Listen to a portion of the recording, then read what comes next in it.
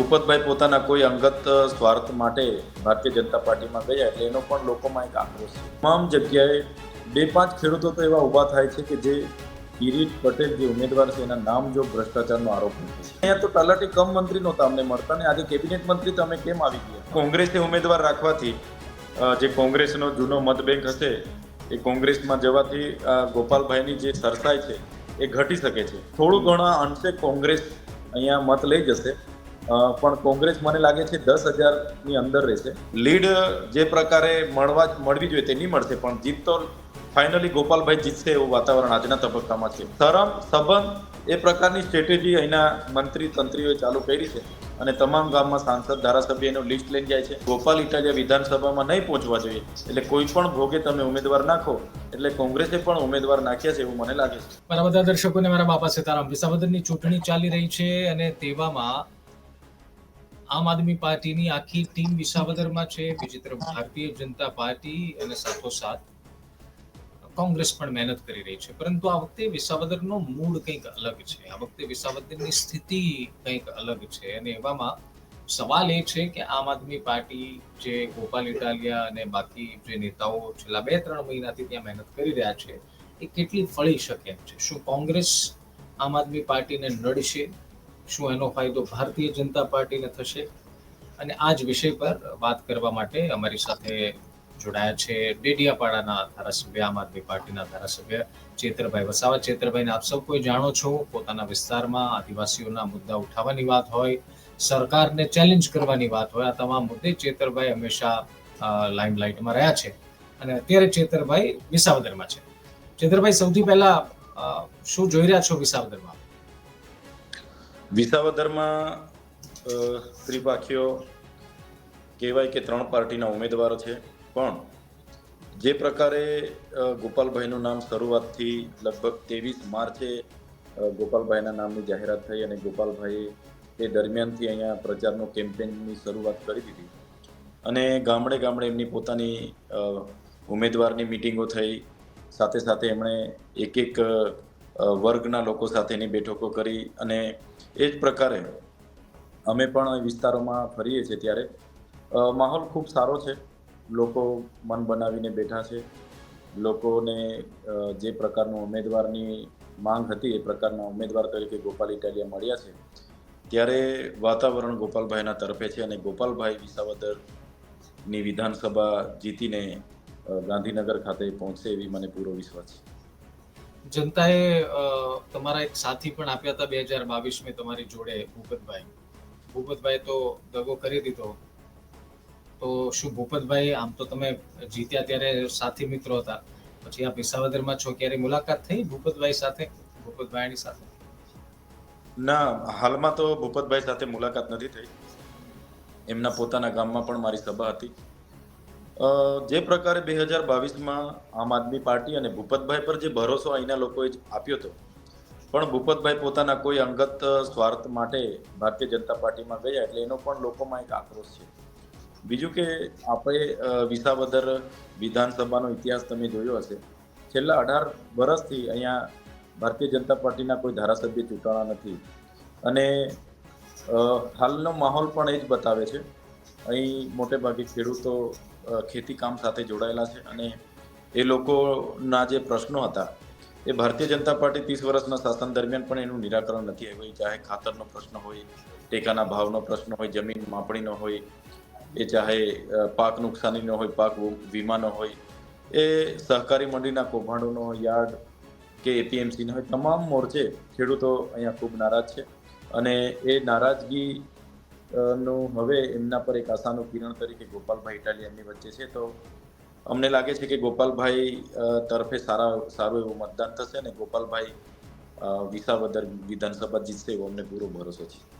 આમ તો ચેતરભાઈ વિસ્તાર ખૂબ અલગ છે, આપ ડેડિયાપાડા અને વિસાવદર આમ તો 2 છેડા છે, પરંતુ જ્યાં સુધી લોકોના મૂડની વાત છે અથવા તો સત્તા પક્ષ વિરુદ્ધ આક્રોશની વાત છે, એક ધારાસભ્ય તરીકે, એક આદિવાસી નેતા તરીકે આપે વિસાવદરમાં આટલા દિવસમાં શું જોયું? શું લોકોનો આક્રોશ કયા મુદ્દે છે? અને સત્તા પક્ષ આટલા વર્ષથી અહીંયા ચૂંટણી નથી જીતી શક્યું. આપ સમજો કે 2012માં કેશુબાપા જીત્યા અને એની પહેલાથી આમ તો ભારતીય જનતા પાર્ટી પ્રયાસ કરે છે પણ હારે છે, તો એક નેતા તરીકે, એક ધારાસભ્ય તરીકે, અને ખાસ એવા વિસ્તારના આપ ધારાસભ્ય છો જે આદિવાસી મતદારોથી બહુલ વિસ્તાર છે, અને તમે જ્યારે સૌરાષ્ટ્રમાં વિસાવદરમાં છો, શું ફરક જોઈ રહ્યા છો, શું મૂડ જોઈ રહ્યા છો લોકો? ફરક તો આમ ચૂંટણીના માહોલ પ્રમાણેની વાત કરીએ તો બરાબરનો ચૂંટણીનો માહોલ જામ્યો છે. તમામ પક્ષ પોતાનો એટીચોટીનું જોર લગાવી રહ્યા છે. એ ચાહે ભાજપ હોય, કોંગ્રેસ હોય, અમારી આમ આદમી પાર્ટી હોય, બધા જ પોતપોતાના પ્રયાસો કરી રહ્યા છે. પણ જે પ્રકારે સત્તા પક્ષથી અહીંના લોકોની જે નારાજગી છે, એ નારાજગી સાફ ઉડીને આંખે વળગે છે. કેમ કે કોઈ પણ ગામમાં અમે મીટિંગ કરવા માટે જઈએ છીએ, લોકોનો આવકાર મળે છે, લોકો અમને બેસાડે છે. અમે ખાટલા બેઠકો કરવા ગયા હોય, ડોર ટુ ડોર કરવા ગયા હોય કે જનસંવાદ કરવા ગયા, તમામ જગ્યાએ 2-5 ખેડૂતો તો એવા ઊભા થાય છે કે જે કિરીટ પટેલ જે ઉમેદવાર છે એના નામ જો ભ્રષ્ટાચારનો આરોપ મૂકે છે. બીજું કે સરકારની સિસ્ટમ સામે આ લોકો ખુલીને બોલે છે. તો અમારા મત વિસ્તાર અને આ વિસ્તારમાં ઘણો તફાવત એ પ્રકારનો મને જાણવા મળે છે કે અહીંના લોકો એમના ઉમેદવાર હોય કે ભારતીય જનતા પાર્ટીના કેબિનેટ મંત્રી, સાંસદ કે કોઈ પણ ધારાસભ્ય સભા કરવા આવે છે તો લોકો ગામના ભેગા થઈને એમને સવાલ પૂછે છે. કહે છે કે અહીંયા તો તલાટી કમ મંત્રી નહોતા અમને મળતા ને આજે કેબિનેટ મંત્રી તમે કેમ આવી ગયા? એટલે આ હિંમત છે આ લોકોમાં, અને પોલીસથી અમને ડર નથી, અને કોઈ પણ જાતની લોભ લાલચ આ લોકો માં આવે એવા નથી. અને અમારા વિસ્તારમાં હજુ પોલીસ સામે લોકો ડરે છે. મંત્રી તંત્રી 10-20 ગાડીઓ લઈને આવે તો લોકો એનાથી પણ લોકોમાં અલગ એ ઊભો થાય છે. પણ અહીંયા એવું કંઈ છે નથી. લોકો મંત્રીને પણ પ્રશ્નો પૂછે છે. એટલે સાફ છે કે કોંગ્રેસ, ભારતીય જનતા પાર્ટી છેલ્લે કોઈ પણ પ્રયાસો કરશે ડરાવવાની, ધમકાવવાની, સામ દામ દંડ ભેદ નીતિ, પણ અહીંના લોકો એ મન બનાવ્યું છે અને એના લોકો મને લાગે છે સામદામ દંડ ભેદની નીતિમાં ફસાશે નહીં, એમના વાયદા વચનોમાં નહીં આવશે. અને ચોક્કસ પ્રમાણે આમ આદમી પાર્ટીને જે રીતના 2022માં મત મળ્યા હતા એ જ પ્રકારે મત મળશે અને ગોપાલભાઈ અહીંથી વિજય બનીને આવશે એવું અમને લાગી રહ્યું છે. અચ્છા, મને યાદ છે 2024માં આપ જ્યારે લોકસભા લડ્યા ત્યારે એક નાનો મોટો ખટરાગની એક ચર્ચા થતી હતી કે કોંગ્રેસના નેતા મુમતાઝબેન નારાજ છે. આ વાતને હું એટલા માટે યાદ કરાવું છું કારણ કે આપણે એક જ વર્ષ બાદ એવી સ્થિતિ જોઈ રહ્યા છીએ કે ગઠબંધન હવે રહ્યું નથી અને કોંગ્રેસ ત્યાં પોતાનો ઉમેદવાર ઉભો રાખી દીધો છે. ભૂતકાળમાં ચેતરભાઈ તમે પણ જાણો છો કે જ્યાં જ્યાં કોંગ્રેસ અને આપ જોડે લડી છે ત્યાં ફાયદો થયો છે અને અલગ અલગ લડવાથી ફાયદો ભાજપને થયો છે. આ સ્થિતિમાં વિસાવદરમાં કોંગ્રેસનું એકલા પડી જવું અથવા તો એકલા થઈને લડવું આપ કઈ રીતે જુઓ છો? આમ આદમી પાર્ટી માટે થોડો ટેન્શનનો વિષય ખરી? જે પ્રકારે ઇન્ડિયા ગઠબંધન હતું એટલે અમે પણ બધા માનતા હતા કે વિસાવદરમાં કોંગ્રેસ પોતાનો ઉમેદવાર નહીં રાખે તો ગોપાલભાઈ વન વે ચાલી શકે એમ હતા. પણ કોંગ્રેસે ઉમેદવાર રાખવાથી જે કોંગ્રેસનો જૂનો મત બેંક હશે એ કોંગ્રેસમાં જવાથી ગોપાલભાઈની જે સરસાઈ છે એ ઘટી શકે છે. એટલે નુકસાન તો ચોક્કસ આમ આદમી પાર્ટી હોય, કોંગ્રેસ હોય, બંનેને છે. ભરૂચ લોકસભામાં અમે જે રીતના લડ્યા તો મહત્વના આગેવાનો પોતે પણ દાવેદાર હોવાથી એ અમારી સામે એમની નારાજગી છેલ્લે સુધી રહી અને એ લોકોએ કોઈ પણ જાતની અમારી સાથે પ્રચાર કે મીટિંગ કે ન કરી અને અમને હારનો સામનો કરવો પડ્યો છે. તો અહીંયા એ પ્રકારનું વાતાવરણ નથી. થોડું ઘણા અંશે કોંગ્રેસ અહીંયા મત લઈ જશે, પણ કોંગ્રેસ મને લાગે છે 10,000ની અંદર રહેશે. 10થી ઉપર કોંગ્રેસ કોઈ પણ સંજોગોમાં અહીંયા આગળ નહીં જશે એવું મને લાગે છે. અચ્છા, ભારતીય જનતા પાર્ટીએ મંત્રી અને સ્ટાર પ્રચારકની તો ચેતરભાઈની તો ઉતાર્યું, પરંતુ હમણાં તો અમે જોઈ રહ્યા છીએ કે કલાકારો પણ આડકતરી રીતે ને ક્યાંક સીધી રીતે કલાકારો, સંતો એ કિરીટભાઈના ફેવરમાં નિવેદન આપી રહ્યા છે, એના ફેવરમાં વાત કરી રહ્યા છે. આપને લાગે છે કે આ પ્રકારના જ્યારે કલાકાર હોય કે સાધુ સંતો હોય એ જ્યારે કોઈ નિવેદન આપે અથવા તો ત્યારે કોઈના સમર્થનમાં બોલે તો એનો ફાયદો ચોક્કસથી મોટો થતો હોય છે, કારણ કે ધર્મ એક એવી વસ્તુ છે, જે સંત એક એવી વસ્તુ છે જેની સાથે હજારો અનુયાયીઓ જોડાયેલા હોય છે. ચેતરભાઈ જી બિલકુલ, તમે જોયું હશે કે ભારતીય જનતા પાર્ટીએ તમામ પ્રયાસો કરી લીધા, પણ ભારતીય જનતા પાર્ટીએ જોયું કે હજુ પણ ગોપાલભાઈ આગળ ચાલી રહ્યા છે. એટલે એમણે જે આ વિસ્તારના ધર્મગુરુઓ છે એમનો ઉપયોગ કરવાનું ચાલુ કર્યું છે અને આ વિસ્તારના જે લોક સાહિત્યકાર કલાકારો છે એમનો પણ ઉપયોગ કરવાનું ચાલુ કર્યું છે. તમે ને અમે ખૂબ સારી રીતે જાણીએ છીએ ગુજરાતમાં ધર્મગુરુ હોય કે આવા લોક સાહિત્યકાર હોય એમની પોતાની અલગ એક લોકોમાં લોકપ્રિયતા હોય છે. એમના કહેયા પ્રમાણે લોકો ચાલતા પણ હોય છે. તો એમને ઉતારવાથી મને લાગે છે કે એક અમુક એમનો જે ચાહવા વાળો વર્ગ હોય 2-3% જેટલા મતમાં એ લોકો આગળ અપ કરી શકે છે. 2-3% મતોમાં આમથી આમ ફેરફાર થઈ શકે છે. અમે ભરૂચમાં પણ જોયું અને આની પહેલા પણ લોકસભામાં જોયું છે કે જ્યારે અપક્ષ ઉમેદવારો આમ તો કોઈ એવો જાજો ફેર પાડી શકતા નથી ચેતરભાઈ, આપણે વિધાનસભામાં પણ જોયું છે. પરંતુ મોટી સંખ્યામાં જ્યારે અપક્ષ ઉમેદવારી થાય ત્યારે 2-3% પણ જ્યારે આવી રસાકસી ભરી વિધાનસભા હોય તેમાં અપક્ષ ઉમેદવારના 200-500 વોટે તે મોટી વાત થઈ જાય. 12 જેટલા અપક્ષ ઉમેદવાર છે ને એક શંકરસિંહ બાપુના પ્રજાશક્તિ પાર્ટીના ઉમેદવાર છે. આપને લાગે છે એમનો કોઈ રોલ રહેશે આ ચૂંટણીમાં, એની કોઈ અસર રહેશે આ ચૂંટણીમાં? જે પણ લોકસભા ચૂંટણી હોય છે તો જે બૂથ હોય એ બૂથ 500 મતના પણ હોય, 700 કે 600 મતના પણ હોય છે. કેટલાક બૂથો એવા હોય છે કે 400 મતદાતાઓ પણ હોય છે. તો એ બૂથમાં જે 20-25 કે 50 મતનો જે પ્લસ હોય છે એ જ એવરેજ પ્લસ થતી આગળ જાય છે અને એની લીડના સ્વરૂપે ઉમેદવારને મળતી હોય છે. એટલે અપક્ષ ઉમેદવારો હોવાથી અમુક ગામમાં એ અપક્ષ ઉમેદવાર પોતાના વર્ચસ્વ હોય કે કોઈ પણ હોય એ કદાચ કોઈ ગામમાં 10-15 મતો પણ એમને જાય તો સરવાળે નુકસાન તરફ જ જતું હોય છે. જે પ્રકારે આપે જોયું હશે કે હું ભરૂચ લોકસભા લડતો હતો, જ્યાં જે બીટીપી પાર્ટી એ આખી 2 ધારાસભ્ય આગલા ટર્મમાં હતા. એમની ભરૂચ અને નર્મદામાં તાલુકા પંચાયતો હતી, જિલ્લા પંચાયતો હતી. એ લોકો આખી પાર્ટી ભારતીય જનતા પાર્ટીમાં મર્જ થઈ ગઈ. મનસુખભાઈ સાથે એમણે સમર્થન જાહેર કર્યું અને મારી સામે હતા. એવી જ પ્રકારે ભારત આદિવાસી પાર્ટી જે રાજકુમાર રોતની હતી એ છોટુભાઈના દીકરા દિલીપભાઈ વસાવા એ પણ મારી સામે હતા. તો સરવાળે એક નુકસાન મને થયું. હવે હું તો ધારાસભ્ય છું, સાંસદ નહીં બન્યો. સાંસદ બનત તો એ વિસ્તારના લોકોનું સારું એવું કામ તરત અવાજ ઉઠાવી શકત. પણ અમારા જ અંદરના અમારા જ લોકોને એવું થયું કે ચૈતરભાઈ આગળ વધવા નહીં જોઈએ અને સરવાળે એનાથી જ મનસુખભાઈને સમજો ને 86,000 મત વધારે મારાથી હતા. મારે 43-44,000 મત જે બગાડ્યા હતા આ લોકોએ જ બગાડ્યા હતા. એટલે એમાં મારો હારનો સામનો થયો હતો. પણ અહીંયા મને લાગે છે જે પણ અપક્ષો છે એટલા મજબૂત નથી, એમની પ્રસાર પણ એટલું નથી. થોડો ઘણો ફેર થશે પણ લીડ જે પ્રકારે મળવી જોઈએ તે નહીં મળશે. પણ જીત તો ફાઇનલી ગોપાલભાઈ જીતશે એવું વાતાવરણ આજના તબક્કામાં છે. હા, હમણાં એક બહુ ચેતરભાઈ ચર્ચા ચાલે છે પેરિસ જેવા રોડ ને ચંદ્રમંગળ ને આવી બધી વિસાવદરમાં ખૂબ ચર્ચાઓ ચાલે છે. અને જ્યારે આવી વાત થાય ત્યારે સ્વાભાવિક રીતે છોટાઉદેપુર, ભરૂચ ને એ પટ્ટાને પણ એટલા માટે લોકો યાદ કરી લે કે ત્યાં પણ સરકારે બહુ બધા વાયદા જે તે સમયે કર્યા. જ્યારે સ્ટેચ્યુ ઓફ યુનિટી બન્યું ત્યારે પણ કેટલાક વાયદાઓ કર્યા જેનો અવાજ આજે પણ તમે ઉઠાવો છો. હવે આ તો કે એકદમ વિદેશી વાયદા વિસાવદરમાં નવું શરૂ થયું છે કે પેરિસ જેવા રોડ બનાવી દઈશું ને ચંદ્રમંગળ લાવી દઈશું. એમાં થોડો પ્રકાશ પાડો. શું કેવું લાગે છે તમને આવું જ્યારે સાંભળો કે અમે પેરિસ જેવા રોડ વિસાવદરમાં બનાવશું? એમના જે પોતે ઉમેદવાર છે એમણે કીધું મને 800 ધારાસભ્ય બનાવી દો, 800 દિવસમાં પેરિસ જેવો આ વિસ્તારને હું બનાવી દઈશ. પેરિસ જેવું જ થઈ જશે. પેરિસમાં જે રીતના વિઝા લઈને જવું પડે એવું અહીંયા વિઝા લઈને આપણે બધા જવું આવવું પડે એવી પરિસ્થિતિ ઉમેદવારના મુખે આ જાહેરાત થઈ છે. અને બીજું એમના જે સાથી ભૂપતભાઈ એવું કીધું કે મંગળ અને ચંદ્ર પર છો તમે એ પ્રકારની અહીંયા સુવિધા અમે ઉપલબ્ધ કરાવી દઈશું.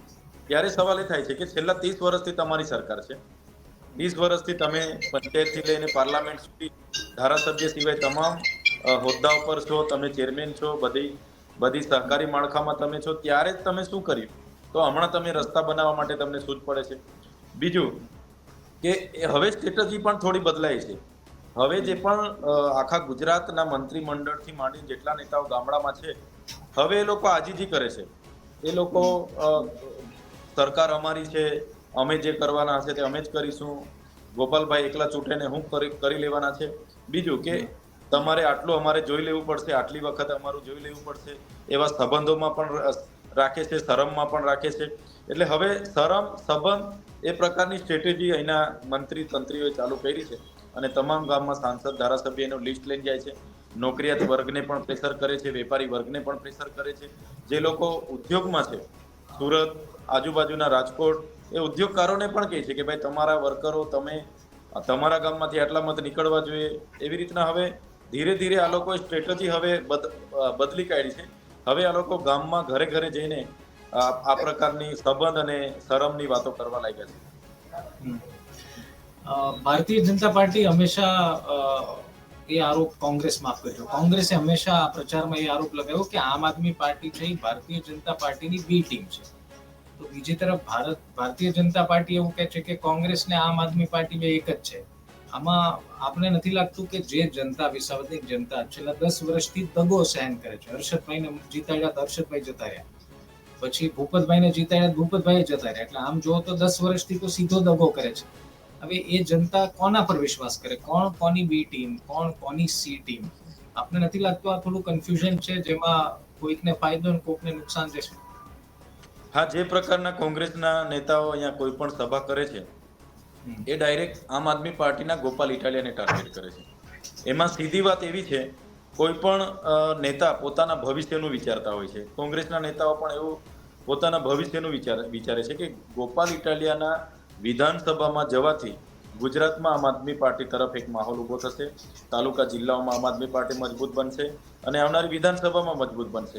એટલા માટે કોંગ્રેસ ગોપાલ ઇટાલિયાને ભારતીય જનતા પાર્ટીના ઉમેદવાર તરીકે ગ્રાઉન્ડ પર દર્શાવવા માંગે છે, પણ એ બિલકુલ ખોટી વાત છે. પોતપોતાની પાર્ટી પોતપોતાના ઉમેદવારને જીતાવવા માટે જ પ્રયાસો કરે છે. અને અહીંયા તો ગઠબંધનની વાત હતી. અમે લોકસભા હોય કે વાવની બેઠક હોય, લોકસભા વખતની 4 પેટા ચૂંટણી હોય કે વાવની બેઠકમાં અમે ઉમેદવારો નથી રાખ્યા. તો કોંગ્રેસે ઇન્ડિયા ગઠબંધન અંતર્ગત અહીંયા જે વચનો આપ્યા હતા કે વિસાવદરમાં અમારો ઉમેદવાર નહીં હશે, એ કોંગ્રેસે સામે ચાલીને તોડ્યું છે. એટલે ક્યાંક ને ક્યાંક કોંગ્રેસના ઉપલા નેતાઓ, જે સેન્ટ્રલના નેતાઓ છે, એમની પણ ઉપર ભારતીય જનતા પાર્ટીની સાથે સંકલન હશે કે ભાઈ ગોપાલ ઇટાલિયા વિધાનસભામાં નહીં પહોંચવા જોઈએ, એટલે કોઈ પણ ભોગે તમે ઉમેદવાર નાખો. એટલે કોંગ્રેસે પણ ઉમેદવાર નાખ્યા છે એવું મને લાગે છે. અચ્છા, વિસાવદરની જનતાને કોઈ કંઈ કહેવા માંગશો ચેતરભાઈ? કારણ કે મને લાગે છે આમ તો આપ વિસાવદર નહીં, સમગ્ર ગુજરાતમાં તમારા છટા અને તમારા મુદ્દાના કારણે લોકો આપને ઓળખે જ છે અને આપ જાઓ છો એનો અનુભવ પણ તમને થતો હશે. પરંતુ ગુજરાત તક પરથી વિસાવદરની જનતાને કોઈ ખાસ મેસેજ અને ભારતીય જનતા પાર્ટીને કંઈ કહેવા માંગતા હોય તો પ્લીઝ. હું આપણા માધ્યમથી વિસાવદર, ભેસાણ અને જુનાગઢ ગ્રામ્યની જનતાને અપીલ કરવા માટે જ જણાવું છું. ગોપાલભાઈ સાથે અમે ઘણા વર્ષોથી કામ કરીએ છીએ. એમનો સ્વભાવ, કાર્ય કરવાની રીત, એમના પ્રયાસો ખૂબ સારા છે. નાનામાં નાના વ્યક્તિના કામ કરવા માટે એમણે વિસાવદરમાં ઉમેદવારી કરી છે. વિસાવદર વિધાનસભા જીતવાથી ગોપાલભાઈ માત્ર વિસાવદરના જ નહીં પણ સમગ્ર ગુજરાતના ખેડૂતો, વંચિતો, દલિતો, આદિવાસી, કોઈ 18 વર્ગના લોકોનો અવાજ બનશે. સાથે સાથે જ્યાં પણ ગ્રાઉન્ડથી લઈને વિધાનસભા સુધી લડવાનું થશે, મને પૂરો વિશ્વાસ છે ગોપાલભાઈ ગુજરાતની જનતા માટે લડશે. અને ગોપાલભાઈ ક્યારે પણ હર્ષદભાઈ રીબડિયા કે ભૂપતભાઈ ભયાણી જેવું ભારતીય જનતા પાર્ટીમાં જઈને બેસશે નહીં અને અમારી સાથે ખભો છે ખભો મિલાવીને વિધાનસભામાં ગુજરાતના જનતાને ન્યાય આપવાનું કામ કરશે. એટલે 19 તારીખે ઈવીએમ મશીનના 1 નંબર પર ગોપાલભાઈનું જે ઝાડુનું નિશાન છે એના પર બટન દબાવીને ગોપાલભાઈને વિધાનસભામાં મોકલો, એ જ હું આપના માધ્યમથી વિનંતી કરું છું.